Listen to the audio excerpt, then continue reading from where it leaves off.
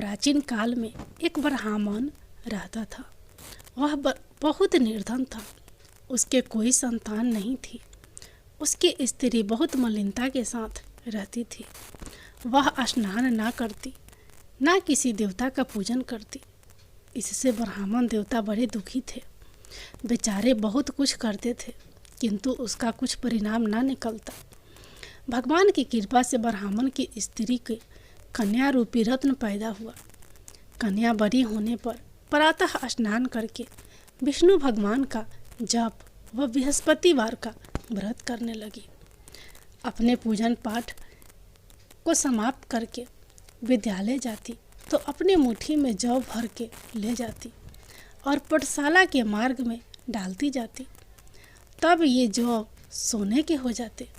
लौटते समय उनको बीनकर घर ले आती थी।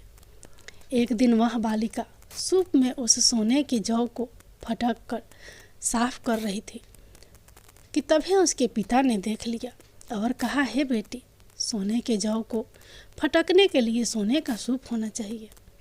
दूसरे दिन बृहस्पतिवार था। इस कन्या ने व्रत रखा और बृहस्पति देव से प्रार्थना करके कहा, मैंने आपकी पूजा सच्चे मन से की है, तो मेरे लिए सोने का सूप दे दो। बृहस्पति देव ने उसकी प्रार्थना स्वीकार कर ली। रोजाना की तरह वह कन्या जौ फैलाती हुई जाने लगी। जब लौट कर जौ बीन रही थी तो बृहस्पति देव की कृपा से सोने का सूप मिला। उसे वह घर ले आई और उसमें जौ साफ करने लगी, परंतु उसकी माँ का वही ढंग रहा।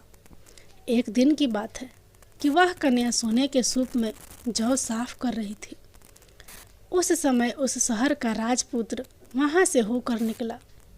इस कन्या के रूप और कार्य को देखकर मोहित हो गया तथा अपने घर आकर भोजन तथा जल त्याग कर उदास होकर लेट गया। राजा को इस बात का पता लगा तो अपने प्रधानमंत्री के साथ उसके पास गए और बोले, हे बेटा, तुम्हें किस बात का कष्ट है? किसी ने अपमान किया है अथवा यह और कारण हो कहो, मैं वही कार्य करूँगा जिससे तुम्हें प्रसन्नता हो। अपने पिता की राजकुमार ने बात सुनी तो वह बोला, मुझे आपकी कृपा से किसी बात का दुख नहीं है। किसी ने मेरा अपमान भी नहीं किया है, परंतु मैं उस लड़की से विवाह करना चाहता हूँ जो सोने के सूप में जौ साफ कर रही थी।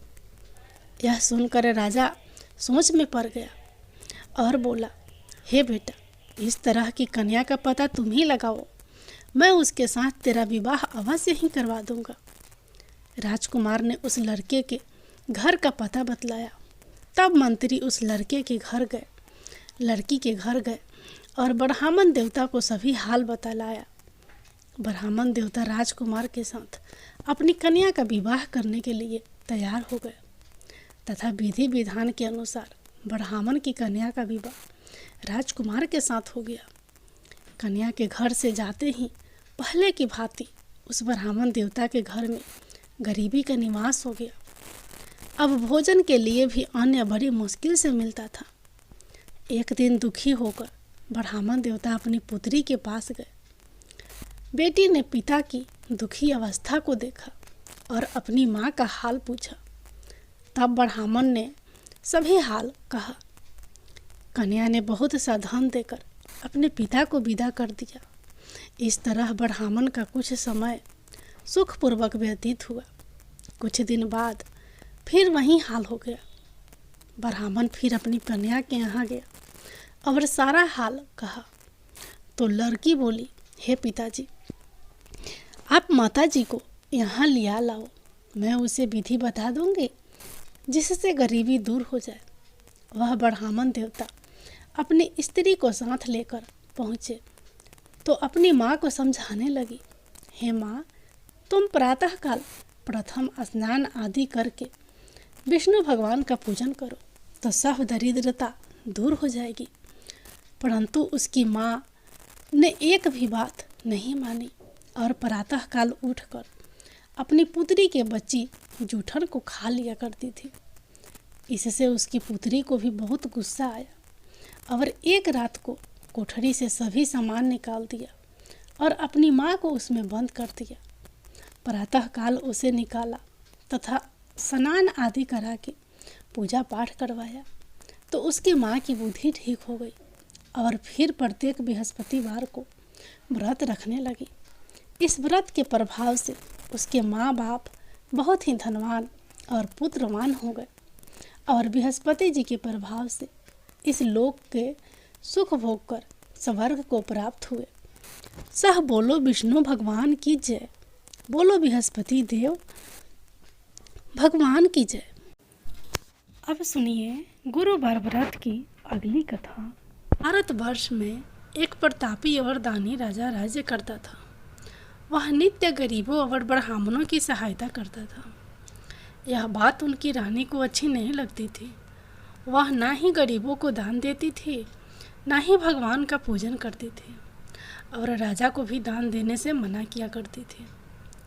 एक दिन राजा शिकार खेलने वन को गए हुए थे तो रानी महल में अकेली थी। उसी समय बृहस्पति देव साधु वेश में राजा के महल में भिक्षा के लिए गए और भिक्षा मांगे। रानी ने भिक्षा देने से इनकार किया और कहा कि हे साधु महाराज, मैं तो दान पुण्य से तंग आ गई हूँ। मेरा पति सारा धन लुटाते रहते हैं। मेरी इच्छा है कि हमारा धन नष्ट हो जाए, फिर न रहेगा बांस न बाजेगी बांसुरी। साधु ने कहा, देवी तुम तो बड़ी विचित्र हो। धन संतान तो सभी चाहते हैं, पुत्र और लक्ष्मी तो पापी के घर भी होने चाहिए। यदि तुम्हारे पास अधिक धन है तो भूखों को भोजन दो, प्यासों के लिए प्याऊ बनवाओ, मुसाफिरों के लिए धर्मशालाएं खुलवाओ। जो निर्धन अपनी कुंवारी कन्याओं का विवाह नहीं कर सकते उनका विवाह करा दो। ऐसे और कई काम हैं जिनके करने से तुम्हारा यश लोक परलोक में फैलेगा। परंतु रानी पर उपदेश का कोई प्रभाव न पड़ा। वह बोली, महाराज आप मुझे कुछ न समझाएं। मैं ऐसा धन नहीं चाहती जो हर जगह बांटती फिरूं। साधु ने उत्तर दिया, यदि तुम्हारी ऐसी इच्छा है तो जैसा मैं तुम्हें बताऊंगा तुम 7 बृहस्पतिवार वैसा ही करना। तुम ऐसा करना कि बृहस्पतिवार को घर लिपकर पीली मिट्टी से अपना सिर धोकर स्नान करना। बृहस्पतिवार के दिन कपड़े धोना। राजा से बोलना कि वह हजामत बनवाए और भोजन में मांस मंदिरा खाना। ऐसा करने से आपका सारा धन नष्ट हो जाएगा। इतना कहकर वह साधु महाराज वहाँ से अलोप हो गए। साधु के अनुसार कई बातों को पूरा करते हुए रानी को केवल 3 बृहस्पतिवार ही बीते थे कि उसकी समस्त धन संपत्ति नष्ट हो गई। भोजन के लिए राजा का परिवार तरसने लगा। तब एक दिन राजा ने रानी से बोला कि हे रानी, तुम यहीं रहो, मैं दूसरे देश के जाता हूँ, क्योंकि यहाँ पर सभी लोग मुझे जानते हैं, इसलिए मैं कोई छोटा कार्य नहीं कर सकता।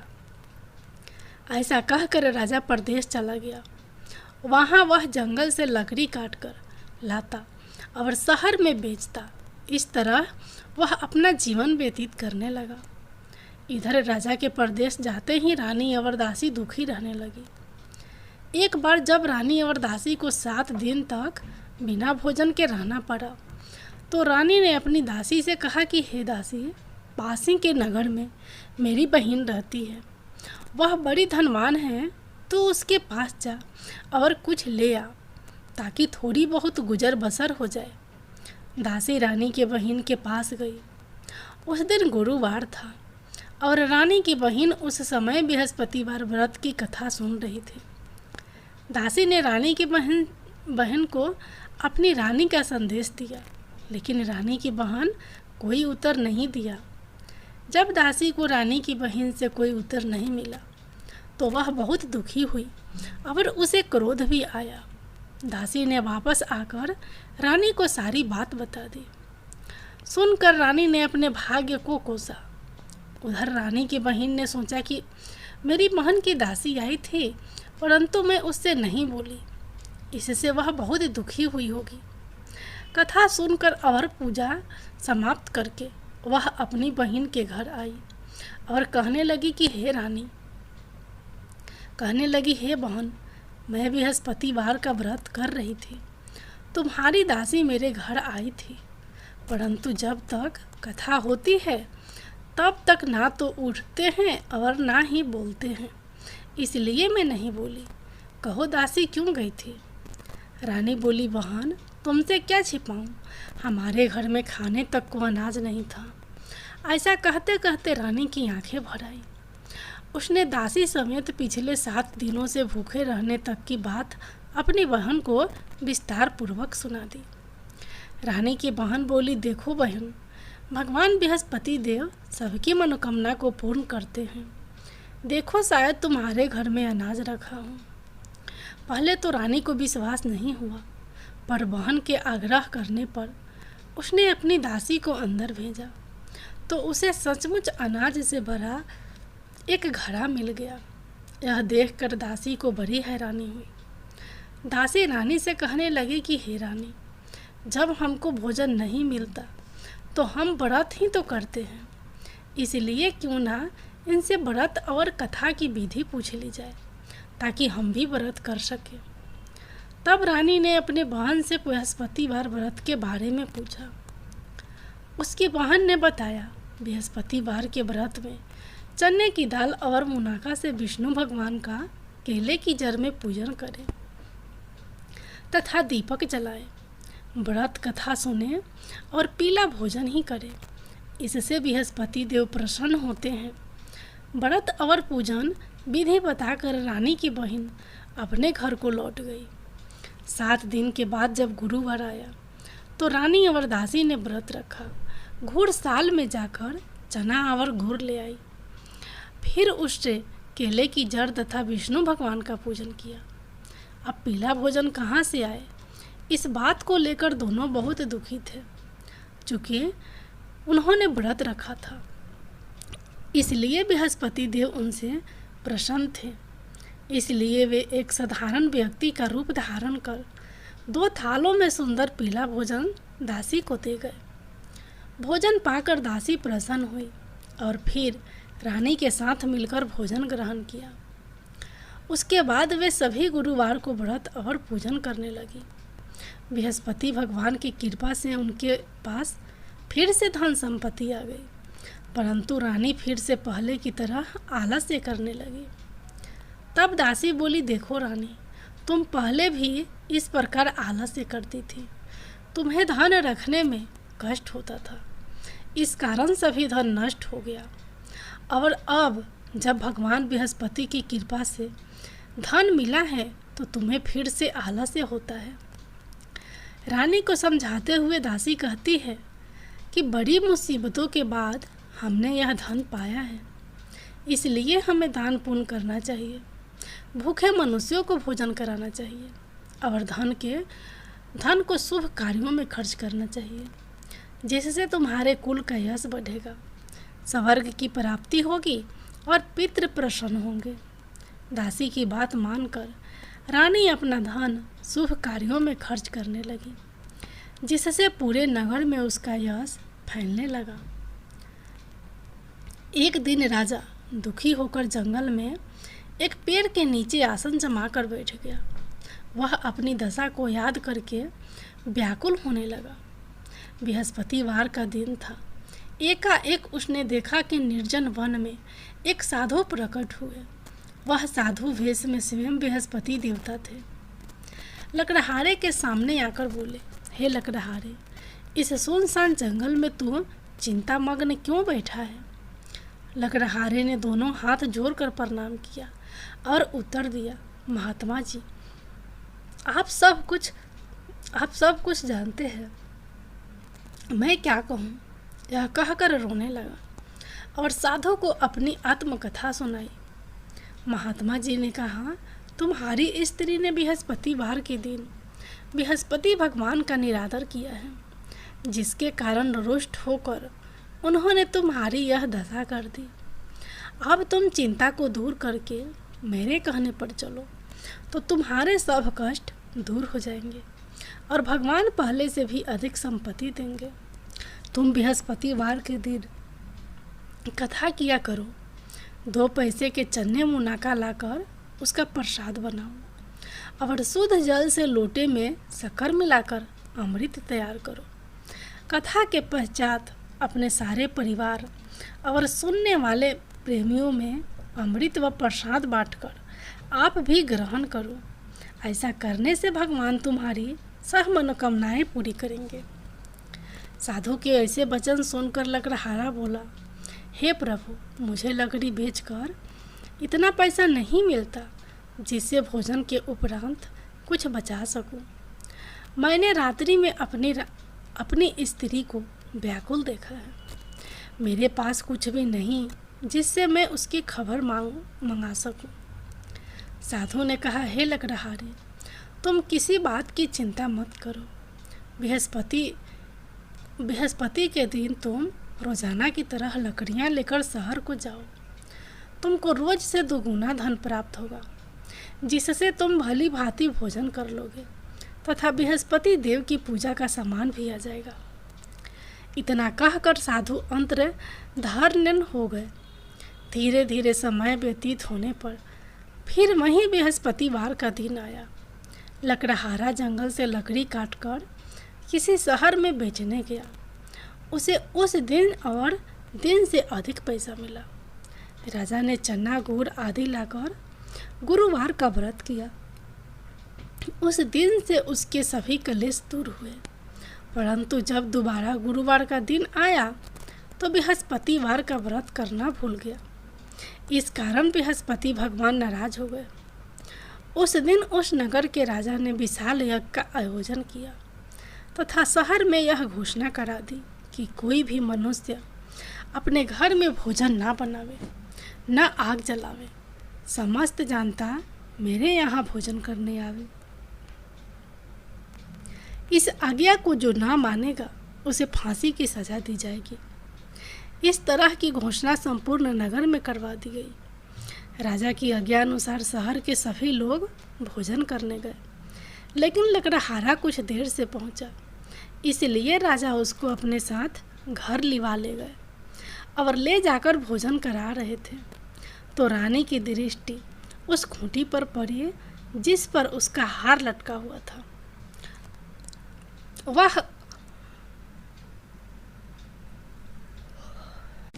वहां पर दिखाई नहीं दिया। रानी ने निश्चय किया कि मेरा हार इस मनुष्य ने चुरा लिया है। उसी समय सिपाहियों को बुलाकर उसको कारागार में डलवा दिया। जब लकड़हारा कारागार में पड़ गया और बहुत दुखी होकर विचार करने लगा कि न जाने कौन से पूर्व जन्म के कर्म से मुझे यह दुख प्राप्त हुआ है, और उसी साधु को याद करने लगा जो कि जंगल में मिला था। उसी समय तत्काल बृहस्पति देव साधु के रूप में प्रकट हुए और उसकी दशा को देखकर कहने लगे, अरे मूर्ख, तूने बृहस्पति देव की कथा नहीं करी, इस कारण तुझे दुख प्राप्त हुआ है। अब चिंता मत कर, बृहस्पतिवार के दिन कारागार के दरवाजे पर 4 पैसे पड़े मिलेंगे, उनसे तो बृहस्पति देव की पूजा करना, तेरे सभी कष्ट दूर हो जाएंगे। बृहस्पति के दिन उसे 4 पैसे मिले। लकड़हारे ने कथा कही।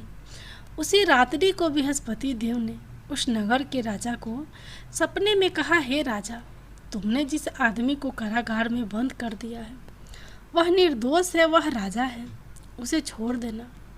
रानी का हार उसी खूंटी पर लटका है। अगर तू ऐसा नहीं करेगा तो मैं तेरे राज्य को नष्ट कर दूंगा। इस तरह रात्रि के सपने को देखकर राजा प्रातः काल उठा और खूंटी पर हार देखकर लकड़हारे को बुलाकर क्षमा मांगी तथा लकड़हारे को योग सुंदर वस्त्र आभूषण देकर विदा कर दिया। बृहस्पति देव की आज्ञा अनुसार लकड़हारा अपने नगर को चल दिया। राजा जब अपने नगर के निकट पहुंचा तो उसे बड़ा आश्चर्य हुआ। नगर में पहले से अधिक बाग, तालाब, कुएं तथा बहुत सी धर्मशाला, मंदिर बन गई। राजा ने पूछा कि यह किसका बाग और धर्मशाला है। तब नगर के लोग कहने लगे कि यह सब रानी और दासी के हैं। तो राजा को आश्चर्य हुआ और गुस्सा भी आया। जब रानी ने यह खबर सुनी कि राजा आ रहे हैं तो उन्होंने दासी से कहा कि हे दासी, देख, राजा हमको कितनी बुरी हालत में छोड़ गए थे। हमारी ऐसी हालत देखकर वह लौट न जाए, इसलिए तू दरवाजे पर खड़ी हो जा। रानी की आज्ञा अनुसार दासी दरवाजे पर खड़ी हो गई। राजा आए तो उन्हें अपने साथ लिवा लाई। तब राजा ने क्रोध करके अपनी रानी से पूछा कि यह धन तुम्हें कैसे प्राप्त हुआ है। तब उन्होंने कहा, हमें यह धन बृहस्पति देव के इस व्रत के प्रभाव से प्राप्त हुआ है। राजा ने निश्चय किया कि 7 रोज बाद तो सभी बृहस्पति देव का पूजन करते हैं, परंतु मैं प्रतिदिन दिन में 3 बार कहानी तथा रोज व्रत किया करूँगा।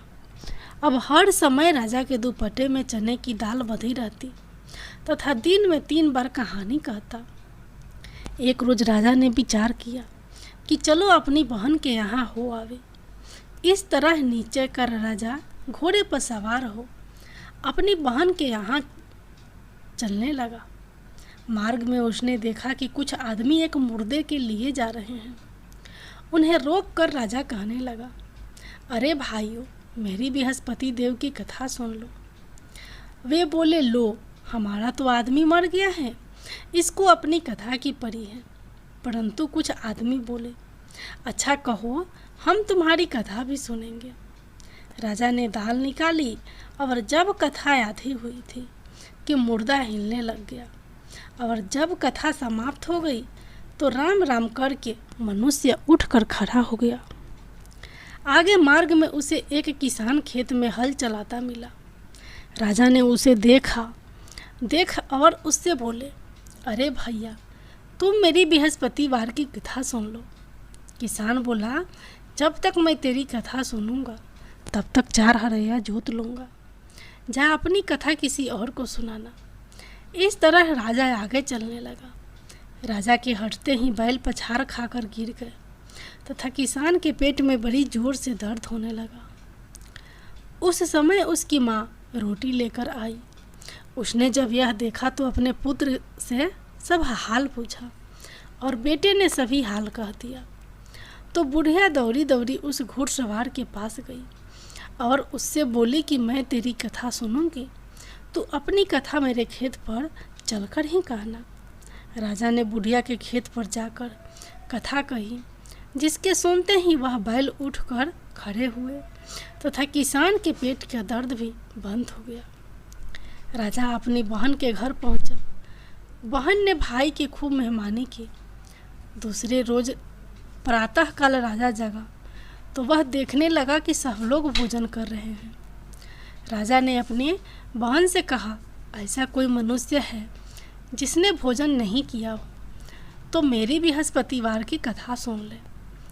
बहन बोली, हे भैया, यह देश ऐसा ही है कि पहले यहाँ लोग भोजन करते हैं, बाद में अन्य काम करते हैं। अगर कोई पड़ोस में हो तो देखकर आती हूँ। वह ऐसा कहकर देखने चली गई, परंतु उसे कोई ऐसा व्यक्ति नहीं मिला जिसने भोजन ना किया हो। अतः वह एक कुम्हार के घर गई जिसका लड़का बीमार था। उसे मालूम हुआ कि उनके यहाँ 3 रोज से किसी ने भोजन नहीं किया है। रानी ने अपने भाई की कथा सुनने के लिए कुम्हार से कहा। वह तैयार हो गया। राजा ने जाकर बृहस्पतिवार की कथा कही, जिसको सुनकर उसका लड़का ठीक हो गया। अब तो राजा की प्रशंसा होने लगी। एक रोज राजा ने अपनी बहन से कहा कि हे बहन, हम अपने घर को जाएंगे, तुम भी तैयार हो जाओ।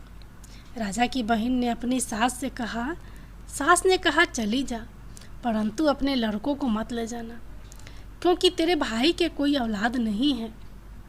बहन ने अपने भैया से कहा, हे भैया, मैं तो चलूँगी पर कोई बालक नहीं जाएगा। राजा बोला, जब कोई बालक नहीं चलेगा तब तुम ही क्या करोगी जाकर। बड़े दुखी मन से राजा अपने नगर को लौट आया। राजा ने अपनी रानी से कहा, हम निसंतान हैं, हमारा मुंह देखने का धर्म नहीं है और कुछ भोजन नहीं किया। रानी बोली, हे प्रभु, बृहस्पति देव ने हमें सब कुछ दिया है, वह हमें औलाद अवश्य देंगे। उसी रात को बृहस्पति देव ने राजा के सपने में आकर कहा, हे राजा, उठ, सभी सोच त्याग दे, तेरी रानी गर्भ से है। राजा की यह बात सुनकर बड़ी खुशी हुई। 9वें महीने में उसके गर्भ से एक सुंदर पुत्र पैदा हुआ। तब राजा बोला, हे रानी, स्त्री बिना भोजन के रह सकती है, पर बिना कहे नहीं रह सकती। जब मेरी बहन आवे तुम उससे कुछ कहना मत। रानी ने सुनकर हाँ कर दिया। जब राजा की बहन ने यह शुभ समाचार सुना तो वह बहुत खुश हुई तथा बधाई लेकर अपने भाई के यहाँ आई। तभी रानी ने कहा, घोड़ा चढ़कर तो नहीं आई, गधा चढ़ी आई। राजा की बहन बोली, भाभी, मैं इस प्रकार ना कहती तो तुम्हें औलाद कैसे मिलती। बृहस्पति देव ऐसे ही हैं, जैसे जिसके मन में कामनाएं हैं सभी को पूर्ण करते हैं। जो सद्भावना पूर्वक बृहस्पतिवार का व्रत करता है एवं कथा पढ़ता है अथवा सुनता है, दूसरों को सुनाता है, बृहस्पति देव उसकी सभी मनोकामना पूर्ण करते हैं। भगवान बृहस्पति देव उसकी सदैव रक्षा करते हैं। संसार में जो मनुष्य सद्भावना से भगवान जी का पूजन व्रत सच्चे हृदय से करते हैं तो उनकी सभी मनोकामनाएं पूर्ण करते हैं। जैसी सच्ची भावना से रानी और राजा ने उनकी कथा का गुणगान किया था, उनकी सभी इच्छाएं बृहस्पति देव जी ने पूर्ण की थी। इसलिए पूर्ण कथा सुनने के बाद प्रसाद लेकर जाना चाहिए। हृदय से उनका मनन करते हुए जयकारा बोलना चाहिए। बोलो बृहस्पति देव की जय हो, भगवान विष्णु की जय हो।